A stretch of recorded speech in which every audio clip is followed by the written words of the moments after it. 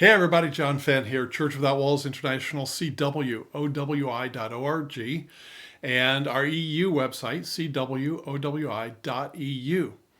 And we're a house church network. We rotate homes, we rotate who leads, we share Christ in us. It's not sermon oriented at all, it's sharing life together. Usually there's food, it's fellowship, it's like a family get together. But it's rich and it affirms your faith in a different way than stained glass and wooden pews and a big rock band and all that would. So it is different. It's even mundane, but it's real because it's in the relationships. So check us out, cwowi.org. And I ask you to consider subscribing to my weekly thoughts, which is a weekly email that comes out every Friday, U.S. time, on a variety of subjects, cwowi.org. All right, today talking about the fact that many times the Lord does not have a perfect will for us. In fact, he is watching us and observing us make decisions, and if he needs to step in, then he will. But so much of the time, he doesn't have a perfect will for us. He leaves that up to us. And that is hard for people to grasp because they think that the Lord has a perfect will for every single thing. And while they think that, the reality of their lives is something far different, reflects something different.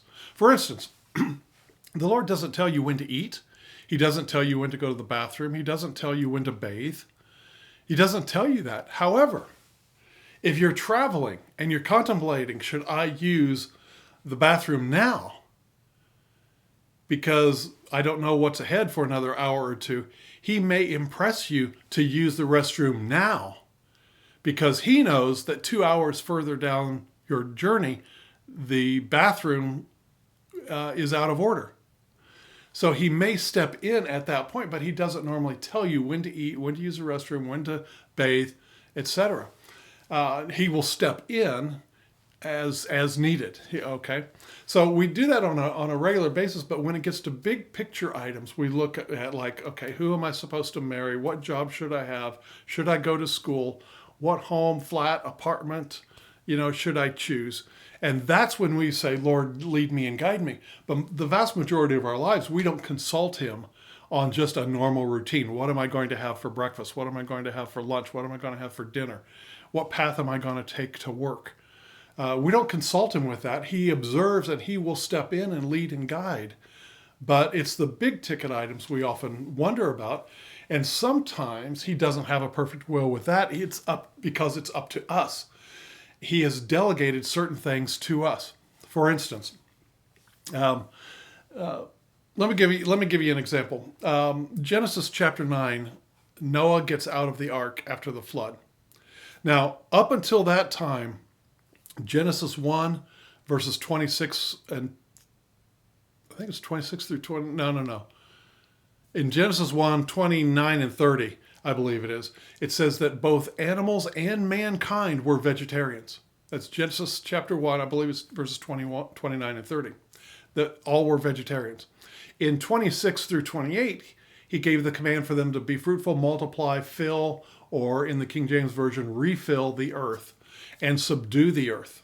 And so there was multiplying, subduing the earth, refilling the earth, Genesis 1:28 and 29. And also we know from Genesis chapter 4 that the Lord handled crime and punishment himself, especially capital crimes. He handled Cain himself. And in Genesis chapter 4, you also have Lamech. He's further down there, verses 23 or so, 23, 24. And so in Genesis 4, verses 1 through 15, he handled Cain. In verses 23 and 24, he handled Lamech. That's crime and punishment. So in those three areas, we know that man and animals were vegetarians, that he commanded them to multiply and subdue the earth and refill it. And then in chapter 4, he handled crime and punishment. Okay, when Noah got out of the boat, in Genesis chapter 9, the Lord delegated those three things to mankind. He told them to be fruitful and multiply. Meaning it was up to them if you look in the context. He said if man sheds man's blood, then to man he will be accountable. The Lord handed over crime and punishment to mankind. This would later be expanded upon in the law of Moses, where he detailed death, murder, stealing, all those different things. But he delegated that. The initial delegation was in Genesis chapter 9. It was just enlarged upon in the law of Moses. And the same thing with diet. In Genesis 1, he said man and animals were vegetarians. But in Genesis chapter 9, he said, now you can go and eat anything you want, but I'm going to make it fair for the animals. I'm going to make them afraid of you. And so those dietary laws were later expanded upon in the Levitical law, in the law of Moses.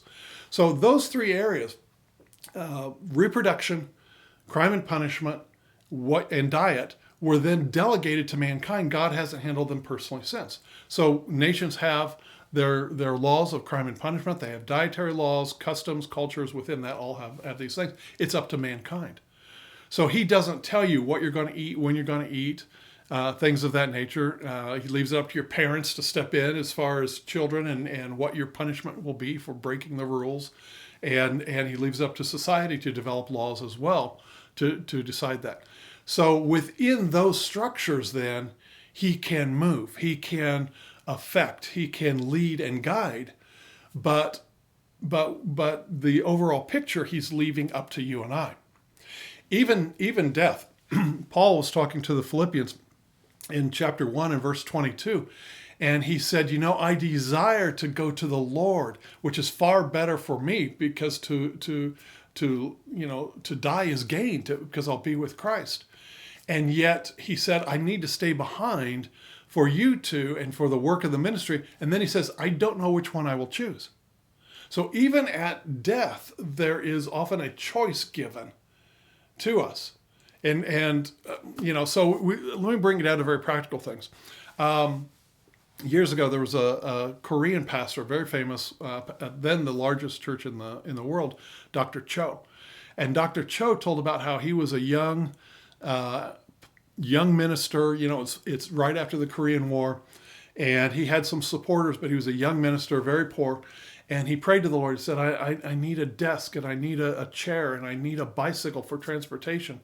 And months went by, and the Lord didn't provide. And then one day he was praying, and he said, Lord, where's my desk? Where's my bicycle? Where's my chair? And the Lord said, you didn't tell me what you wanted, what kind you wanted. So it changed him. And so he said, okay, I need an oak desk. It's good and sturdy. I'd like an office chair with rollers, so it rolls back and forth. It's comfortable. And I want one of those Japanese bicycles that are real well made. And do you know, within a short matter of time, his donors donated those three specific things without him ever telling them. It just, the Lord arranged it to that. So the Lord was waiting on him to do that.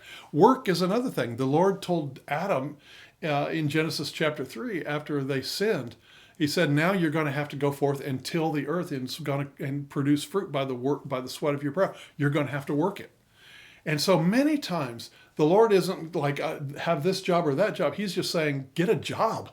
Go out there and get a job. I could get into detail into the parable of the talents, where the men were given 5,000 talents or 5 talents and 2 talents and 1 talent, which is a unit of measure, like $5,000, $2,000, $1,000. And in Matthew 25:15, it says it was divided according to their abilities. So if you don't like your abilities, change it. It's up to you. It's not up to God. Seek that school, seek that job, whatever it is, to further your training. The jobs and money and all that is here on the earth. Sometimes he doesn't have a perfect will. He's waiting for you to decide in your heart which way you will go. When I was a teenager, I looked at being a pilot. I loved oceanography, and I still do. So I looked at oceanography or being a marine biologist or something of that nature. I love the ocean. I looked at being a professional scuba diver. And do you know, if I had chosen those, the Lord would be with me every single one. In other words, I could be a marine biologist right now. I could have been an oceanographer. I could have been a pilot. I could have done any of those things, and the Lord would have blessed me accordingly. But when my heart got to know the Lord, and especially the Father, I said, I want to serve you. I want to earn a living by telling people about you and teaching them. He met that, and that was his perfect will for me. So the point is that oftentimes he will adapt to what we want, what we choose, as we examine our own hearts. Now, I'm not saying he doesn't have a perfect will for things. He does. The Bible is full of him exhibiting perfect will. I'm just saying, examine the possibility that maybe today he's waiting on you. And so examine that and do all you can do in the natural. And then once you have done all in the natural, all you've done to stand, then stand. And then he can direct. But sometimes you have to initiate it and decide, which way am I going to go? For instance, even in Acts chapter 15, Paul said, let's go and visit the brethren and see how they're doing. He didn't say, the Lord told me, the Lord's leading me. It just came into him. Let's visit the brethren. Sometimes life is like that, and then he leads you along the path that you have chosen. Deuteronomy, what is that, 30 and verse 19. I've set before you life and death. Choose life. Anyway, so consider that today. I know he's got a perfect will for you, but sometimes that perfect will is not revealed until you decide which way you want to go, which school, which apartment. Sit down like Dr. Cho and say, I need this in my life. I need that. I need, for an apartment or something like that, a place to live. I need this. I need that. And then let him lead you. All right. God bless. Food for thought today. God bless.